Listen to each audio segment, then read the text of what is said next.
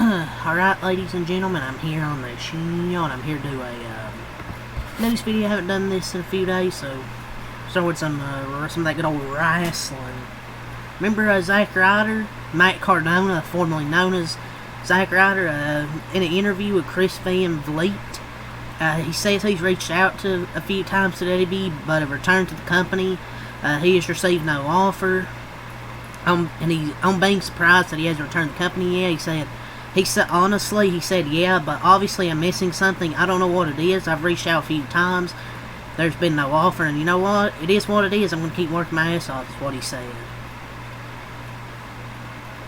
Yeah, I mean, I'd like to see him come back, but maybe he's better off in the Indies, but maybe he could have a return at some point. I mean, I wouldn't be surprised, but I don't know if it's gonna happen. So, yeah, so Jim Ross, he announced that he has been diagnosed with colon cancer. Man, that sucks. Fuck cancer, man. And hopefully, he pulls through and kicks cancer's ass. The GOAT of wrestling commentary. And he announced this himself today on Twitter.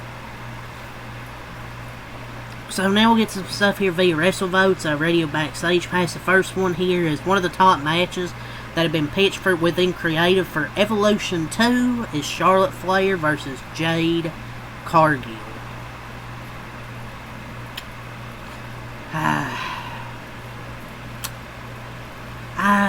I don't know about this one, man. I mean, it's okay, but I mean, maybe this match would bang, maybe it'd be great, but I wouldn't say I'm overly excited that match. I think it'd be solid, but like I'm not overly hyped for it. Another thing here from the Radio Backstage Pass via WrestleVotes, WWE has plans in the very near future to hold 3 major live events in Mexico, all centered around a show called Super Show Mexico.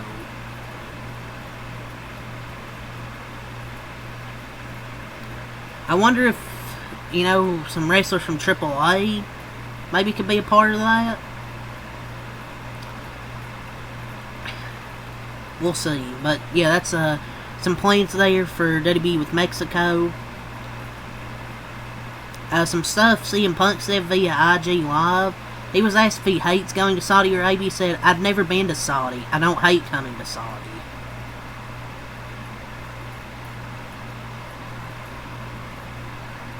Doesn't he hate Saudi Arabia? Didn't he say that before? Maybe he's saying he doesn't hate going to Saudi because he's never been there. I mean, I wouldn't want to go there either, so. And he also says he wants to wrestle at some point AJ Styles. That would be cinema, as the kids say.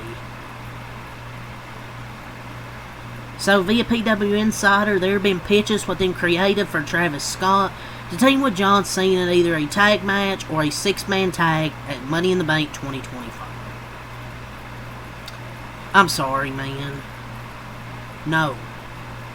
No one wants this shit, man. I wait all this time for Cena to turn heel and they have him team with Travis fucking Scott. No. Nobody wants this shit, man. Evolution 2 is expected to have upwards of 7 to 8 matches, possibly including a Battle Royal. Man, it seems like a massive W. 7 to 8 matches, and you might even have a Battle Royal.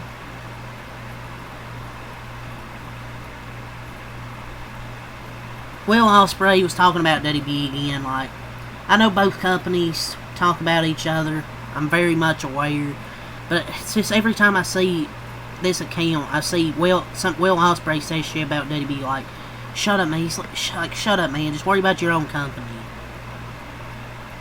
I'm not even going to talk about it because it's a waste of fucking time.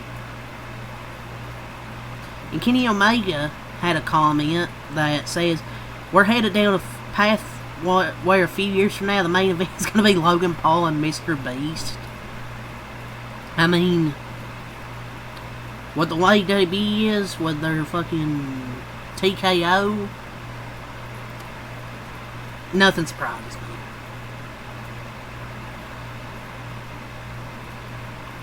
Like, nothing surprises me.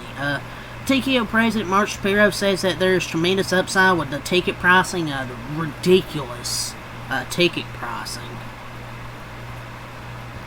Dude, it's just, I don't know how some of you guys pay that much money to go to wrestling. It's like, I love wrestling, but I'm not, if I was a guy that tried to pay for that, dude, no. TKO President Mark Shapiro says having very high quality but low volume pay-per-view events make WWE unique. High quality. Yeah, 5 matches, buddy. I want more, buddy. Give me like 7 matches. I know you want your pay-per-views to be like, don't want to be like 3-4 hours, but my God. TKO President Mark Shapiro's hinted at cutting down on house shows even more in the future. Huh. Well, I mean, house shows are fun, but I guess WWE doesn't want them anymore. TKO President Mark Shapiro says that all fans want to see behind in the writers' room when discussing the upcoming WWE Unreal series that's coming out. TKO President Mark Shapiro killing the company. Money in the Bank qualifying matches begin. I think on SmackDown and then on Monday Night Raw. Geos and Braun Breaker set for next week. Saturday Night Main Event, CM Punk and Sami Zayn versus Seth Rollins and Braun Breaker. And that's all the wrestling stuff I have to talk about, ladies and gentlemen. So now let's talk about a little NFL here. ESPN analyst and former Steelers safety Ryan Clark, he thinks Mike Tomlin is unfireable, but he should possibly consider leaving Pittsburgh. I mean, I don't know, man. Like, he hasn't won a playoff game in a while. I wouldn't say he's unfireable. That's just my opinion, though.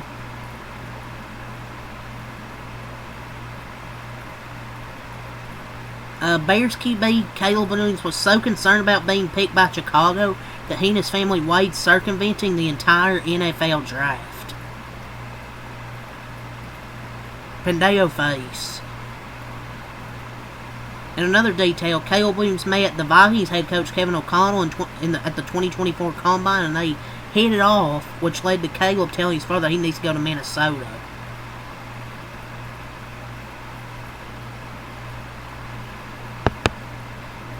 And then he kind of just accepted his fate, going to the Bears. Pendeo face. Why is all this just coming out, man? Former Commanders GM Scott McGlohan revealed that he wanted to draft Stephon Diggs in the 4th round, but was overruled by the former owner, Dan Snyder. Pendeo face.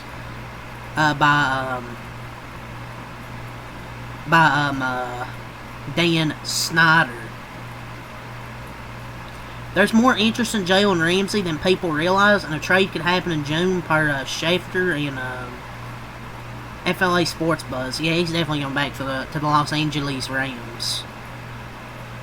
Deion Sanders going to have a Netflix documentary of some teams with 0 primetime games this year. The Browns, the Saints, and the Titans. Bill star running back James Cook. He's seeking a long-term extension. Dak Prescott says he's excited for George Pickens joining the team, saying how was he held that position. The Ravens, they're signing Derrick Henry, their star running back, to a 2-year, $30 million extension. Darius Washington, he suffered a torn Achilles, and he's expected to miss a large part or the entire 2025 season. Ravens safety. The Dolphins made a contract offer to Rasul Douglas, free agent cornerback, following a visit, but an agreement they couldn't reach one. Titans signed cornerback Amani Oruwariye. That's how you fucking say his name. And Derek Carr is extremely unlikely to attempt a 2026 comeback to football. Yeah, he's already retired, buddy. So now we'll talk about some NASCAR here. Hendrick Motorsports says they'll skip the heat races for its number 5 car Saturday. Allgaier will practice and qualify on Friday, and they'll start in the back for Sunday.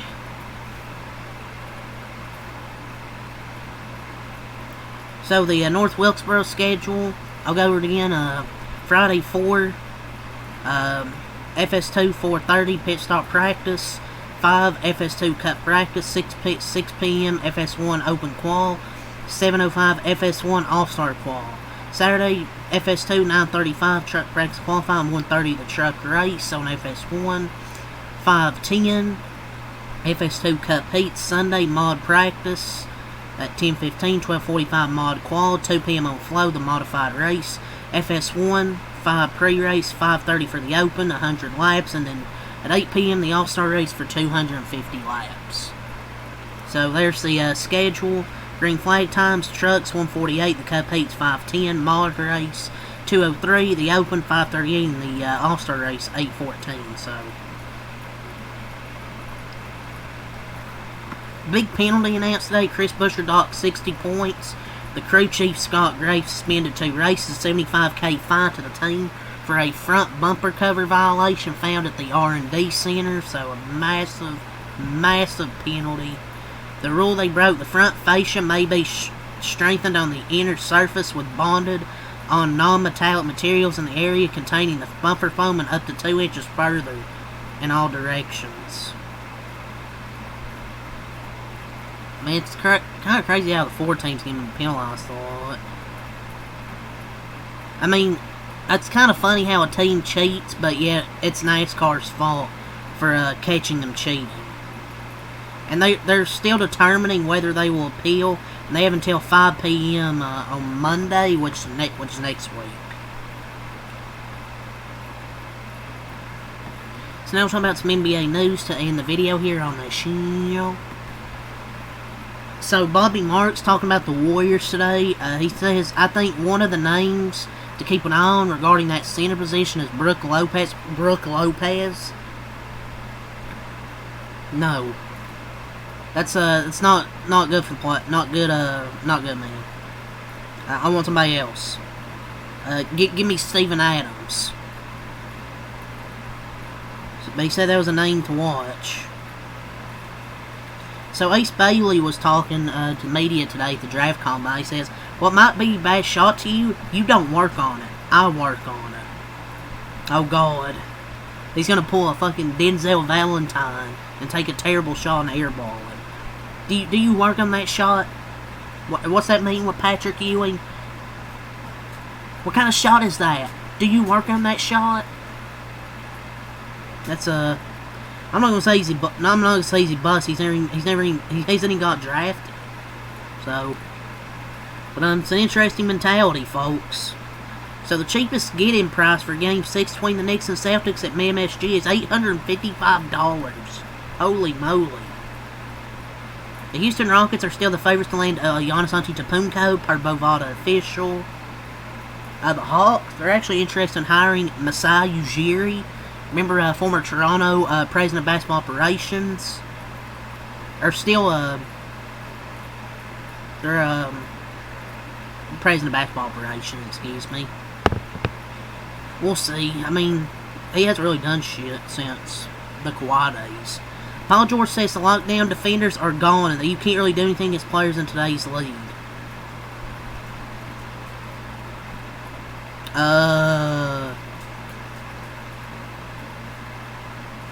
No. Never mind. Brandon Jennings says he will cook any New York guard. New York guards never scare me. All y'all do is build bricks and homes on that rim. Brandon Jennings talking about building bricks on the rim. Didn't you do that after you had one good season?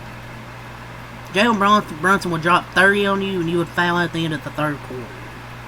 The Spurs, they could keep the number 2 pick. They're not pursuing trades. They think they can play Harper together with Steph Castle and De'Aaron Fox in the same backcourt. We'll see. I mean, it's possible. But I'm not going to say it's going to happen. Steve Kerr reported had an issue with Jonathan Kuminga looking off Steph Curry at times during games. I mean, it's pretty fucking obvious. But he just hates Kuminga, I think. So Stephen A. Smith talking about Cooper Flay, and he says, when you got somebody with that kind of potential and they're white, and you are in America, you keep that. Can we strictly talk basketball, not fucking race? Daniel Gafford the trade candidate tomorrow. The Warriors should try and look at trying to get Daniel Gafford. Might as well. The league needs Jason Tatum, says Jalen Brunson. Yeah, that's all I'm gonna talk about here. Peace.